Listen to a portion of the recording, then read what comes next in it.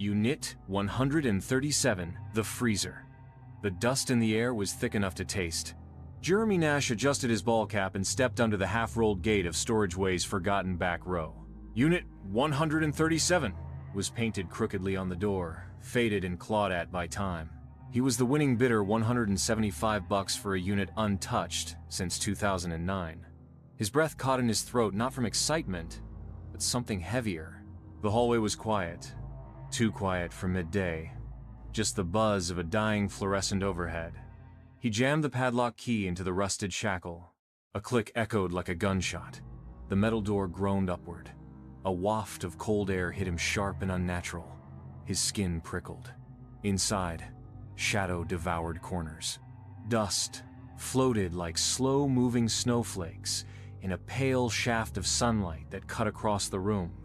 Cardboard boxes slumped against each other. A broken coat rack leaned like a hanged man. But one object dominated the unit, a large commercial freezer, matte white with iron hinges and old bloodstains around the lip of its seal. Jeremy froze. That wasn't in the photos. Behind him, the hallway light flickered. The air grew colder as he stepped inside. Not just drafty freezing. The breath he exhaled fogged out before him.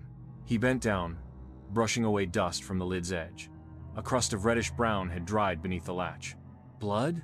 Maybe rust. Maybe. He hesitated, then grabbed the handle. The hinges whined. Cold mist curled out like smoke. Inside, wrapped in thick, crinkled plastic, was a body-curled fetal, frozen solid. A label hung from a zip tie on the plastic. Property of Marvin Geller. Do not open. Jeremy stumbled back, bile climbing his throat, but then movement. The body twitched. Just a small, unnatural spasm like something shivering. Then the light above flickered and died completely. Darkness, cold, silence, a new smell filled the unit. Meat and rot. Jeremy's hand trembled as he fumbled for his phone. No signal. Of course. Storageway was built like a concrete tomb. He turned on the flashlight. A pale beam cut through the frost-laced air. The mist was thicker now, curling out from the open freezer like breath from a monster's mouth. The body twitched again. He stared, unblinking. It wasn't subtle now. The plastic wrap crackled as the thing inside shifted. Jeremy backed toward the unit's entrance. His boots crunched over shattered glass from a jar he hadn't noticed, labeled bone meal in fading pen. His mind screamed to run, but curiosity or some deeper pull kept his feet rooted. Then, the body sat upright. The plastic stuck to the shape like a second skin. Jeremy gasped, stumbling back into the boxes. A stack toppled with a crash, spilling old VHS tapes, dolls missing eyes, a wedding dress soaked in mildew. The thing in the freezer turned its head toward him, still wrapped tight. But its face pressed forward beneath the plastic, forming a frozen scream. A whisper cut through the silence. Low, wet. Not quite a voice. Sssss. Jeremy turned and bolted. Out of the unit. Into the cold hallway.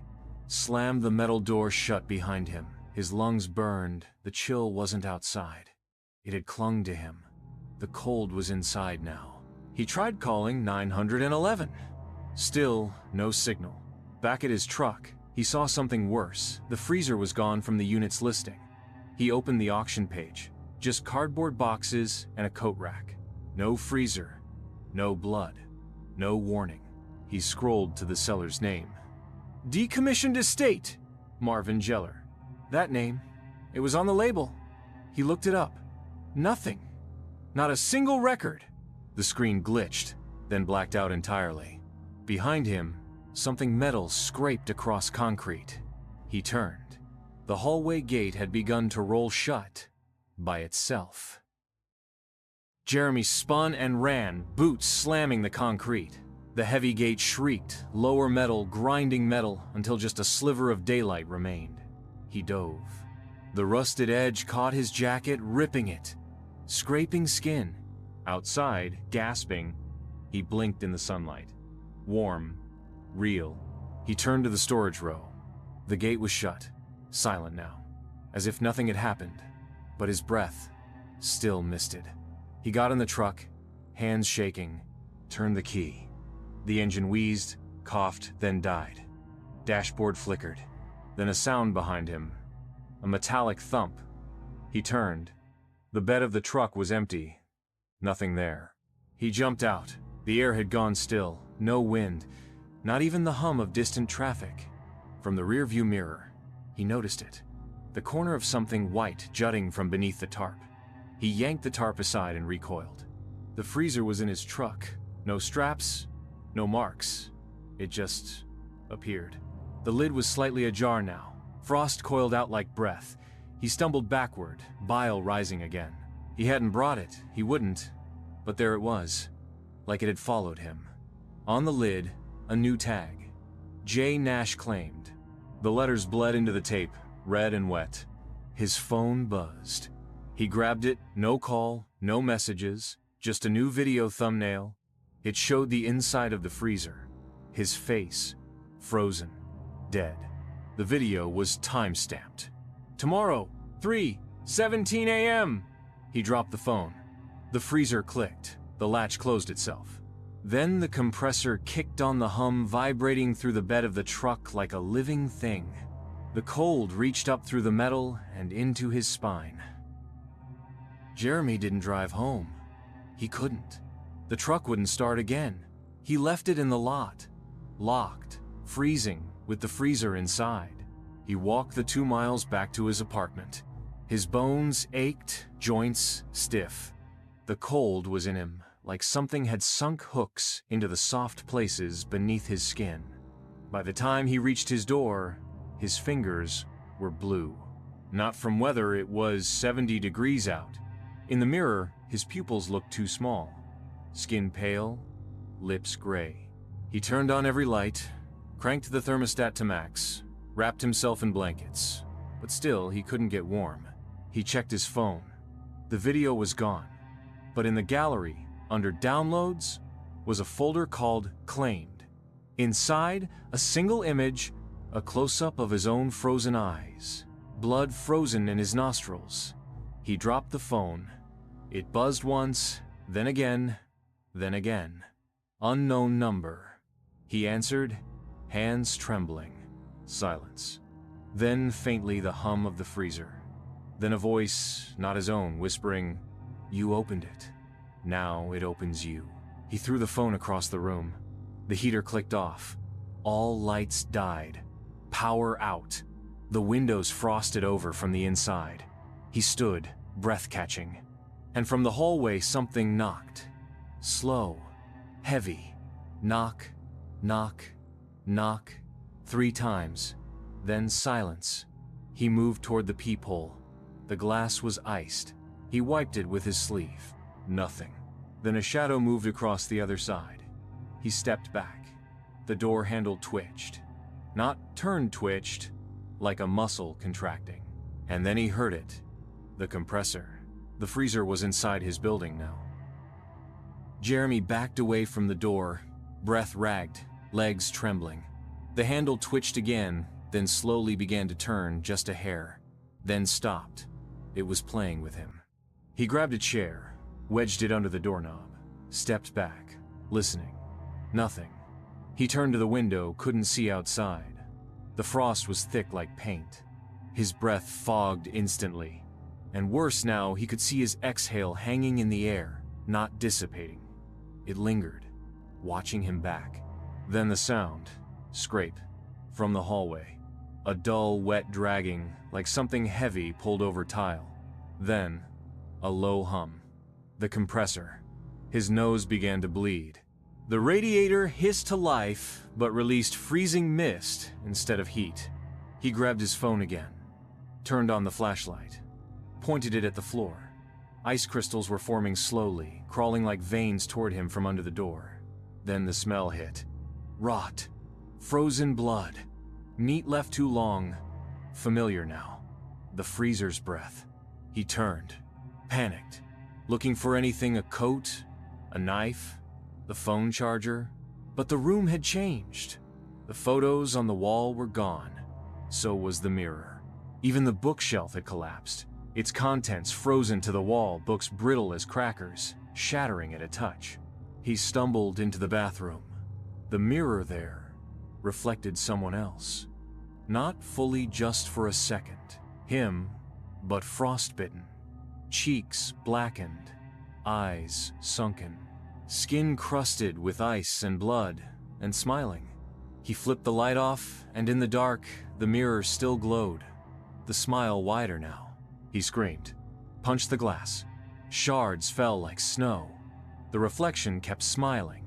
There was no longer any glass there at all, just the window into something else. And in the reflection's background, a familiar shape, the freezer. Inside it, him, again. This time moving, twitching, trying to claw its way out. Jeremy stumbled backward, feet sliding on tile slick with melting ice. His knuckles bled from punching the mirror, but no pain came, just cold, seeping up his arm like anesthesia. The Murano, the portal still showed movement. His reflection was now inside the freezer, clawing, eyes rolling in frozen sockets, teeth cracking against the plastic wrap. He blinked, and for a moment he was in the freezer. He couldn't breathe, couldn't scream, just darkness. Plastic against his face, cold against his bones. Then he gasped, back in the bathroom, on the floor, heart pounding, his mouth releasing a burst of frosted air. His phone vibrated again. New folder. Defrosting. Inside a series of images, time stamped every minute. Each was a frame. Him in the freezer. The last image? ETA 3:17 am. Just like before. He checked the clock. 2:08 a.m. His vision blurred. Lights in the room dimmed. The frost crawled higher on the walls, now crackling, forming delicate crystalline shapes, like veins. From the living room, bang. A loud, wet thud, then again, bang, drag, bang. Jeremy stepped into the hallway. The freezer was there, halfway through the wall. Literally phasing through, the drywall cracking around it like brittle skin. Its lid snapped open. Inside, nothing. Then movement. From the walls, the floor, the ceiling. Everything around him seemed to breathe, expanding, contracting, groaning. The room was becoming the freezer, and Jeremy was no longer in his apartment. He was in the unit again. Unit 137. Boxes. The coat rack, the smell, and the freezer. Always the freezer. This time its lid was open, beckoning, and on its inner lining written in frost, "It's warmer inside." Jeremy blinked, but the scene didn't change. It wasn't a vision. It was Unit 137. Again, his breath steamed in the dark. The freezer sat in the center, now not pushed against the wall, but proud, like an altar. Its door hung wide open. The frost didn't just leak now, it pulsed, and the inside wasn't metal anymore. It looked like flesh pulsing blue under a sheet of cracked, translucent ice. Veins writhed beneath the surface. He stepped back, hit the coat rack. It fell, but didn't clatter. It landed with a wet slap. He looked down. The floor was no longer concrete. It was neat, too. Pale and glistening, riddled with pores that exhaled fine crystals of ice, and each pore some with teeth. Some twitching. He screamed, turned, ran, but the door was gone. Only walls now. Seamless, cold, alive. Then he felt it. Hands, not grabbing, reaching out of him. Inside his coat, under his skin. He ripped off the jacket, saw the veins in his arms glowing faint blue, his fingertips darkening, nails turning black and splitting. He collapsed, convulsing. Something was growing in him, from his spine outward. His jaw clicked. He felt something behind his Isa twitch. A whisper crawled in his ear. "You belong to the cold now." Then new pain. His stomach. Something moving just under the surface. His skin rose, stretched like something small twisting inside. He looked at his reflection in the chrome side of the freezer. His face wasn't entirely his anymore. The thing inside him shifted again, a sharp pull beneath his ribs like hooks dragging backward. Jeremy screamed and clutched his stomach. His fingertips left ice burns on his own skin. The reflection in the freezer's chrome surface was watching, but it no longer mimicked him. It smiled when he didn't. It blinked out of rhythm. It had more teeth. He tried to look away, but the reflection grabbed the inside of the freezer from its side like it wanted to climb through the metal. A hum built up low, rhythmic, the compressor's call, but deeper, now like breathing, like speech. There's still space in you. The walls throbbed. Behind him, the cardboard boxes split open. Not with force, but from within like something had hatched. From the shadows emerged a shriveled hand, fingers frozen mid-curl, nails blackened. Then another. Then faces wrapped in plastic, frost-bitten, eyeless crawling, twitching. Each one bore a tag. Claimed. Claimed. Claimed. Jeremy scrambled back, slipping on slick, living tile. The freezer's cold had spread under his skin. He felt it coiling along his spine, training his nerves, numbing, claiming. The whisper again. You opened me. I open you. His jaw locked. He fell, convulsing, eyes wide, blood vessels bursting red across the whites. A crack sounded from within his chest, like ice snapping on a frozen lake.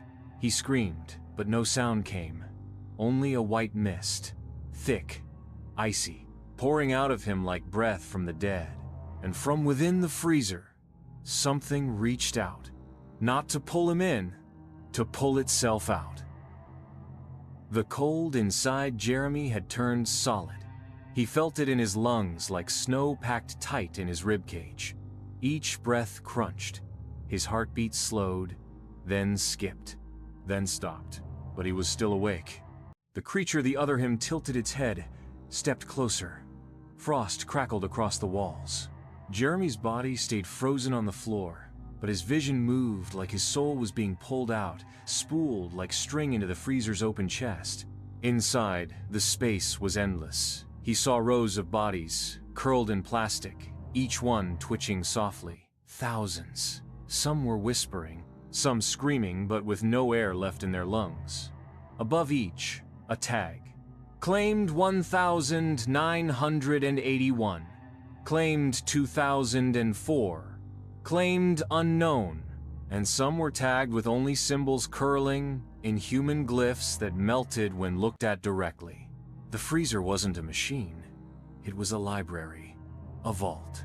For souls. Jeremy's spirit floated hovering above his own paralyzed body, watching as the other him placed a hand on his chest and began to press down. The flesh cracked, frost hissed. Then, like a zippered bag, Jeremy's chest opened. The cold didn't just spill out. It sucked in everything around him. Air, sound, light, heat. The unit folded inward, reality warped, the walls bending like soft metal, the world collapsing into the singularity of the open freezer. And then, he was inside. His body, wrapped, labeled, his eyes open, but not blinking. Around him, a voice echoed. Ancient, industrial. One more shelf, one more soul, one more preserved. A lid slammed. Total darkness. Darkness. But not silence. Jeremy's consciousness floated in that sealed place, the freezer's gut, but his mind was awake, and the cold was louder than sound. It wasn't absence, it was presence. Voices murmured, not in words, but in memory, fractured thought fragments, flickering across his vision like frost patterns. Don't open it! We tried to burn it in '86. It never melts, never dies. He tried to move, but he had no body. Only awareness, hovering in a shelf somewhere between death and storage. And then light. Dim, artificial, like a fluorescent bulb in a cheap hallway. His vision opened, like an eye frosting over, then cracking. He saw through a gap in the plastic around his body. A new man stood at the mouth of Unit 137. Young, curious, holding a flashlight. Jeremy tried to scream, to warn him, but all that escaped was a whisper, "No." Too late. The newcomer stepped inside, looked around, frowned at the cold, touched the lid of the freezer. Jeremy saw his own frozen hand twitch beneath the plastic, responding to the air shift. The newcomer froze, squinted, and then the lid slammed shut from the inside. Dark again. Another soul added. Another shelf filled. Jeremy felt the freezer hum pleased. And behind that hum, deeper, like gears, turning under centuries of frost. Something moved. He was no longer alone in the vault. The other bodies began to twitch, shake, then tear themselves open. And from each one, something crawled out. They didn't look human anymore, but all of them had faces. Faces Jeremy had seen on missing posters, in old police sketches, on digital flyers with "last seen" and "no remains found." They turned toward him, and in unison, whispered, "You thaw, you serve." They surrounded him, the others, twisted, desiccated, still wrapped in plastic that clung to their skin like a second womb, but torn at the eyes and mouths to let them see and speak. Their voices came from everywhere at once. We were drivers, we were cleaners, we were auctioneers. Now we are keepers. Jeremy tried to back away, but there was no direction in this space, only placement. He was frozen in one moment and instantly shifted into another, standing now in an impossible hallway of stainless steel drawers, like a morgue without end. Some open, some leaking blood. A drawer beside him slid out on its own. Inside was a man's still conscious eyes darting, teeth chattering. On his chest, a name tag. William Wexley Repossession Division. A second drawer opened. Inside a woman, her lips torn open, tongue frozen stiff. Marta Fell Unit Acquisitions. Jeremy realized it. These weren't just victims. They were employees, turned into components. And now, so was he. From above, a hatch opened. Through it, cold light spilled. And from that void, a massive, grotesque arm lowered. Mechanical, bone-like, chiseled, with runes that melted when stared at. Its fingers seized Jeremy's frozen form and lifted. Not upward, deeper, past rows, past archives, into something older. He passed a sign etched in frost. Cold storage, Tier 8. Animate inventory. He screamed inside his mind, but the sound came out as static. His own voice now, a corrupted file, somewhere far above. The next auction was beginning, and someone, somewhere, was unlocking another door. The arm lowered him like meat into a new vault. Tier 8. Here, the cold wasn't air anymore. It was a state of being. The walls pulsed like refrigerated lungs. Shelves of organic machinery lined the chamber, bone racks, sinew tubes, things built from bodies, still twitching with distant memory. All around Jeremy, other souls shifted in storage.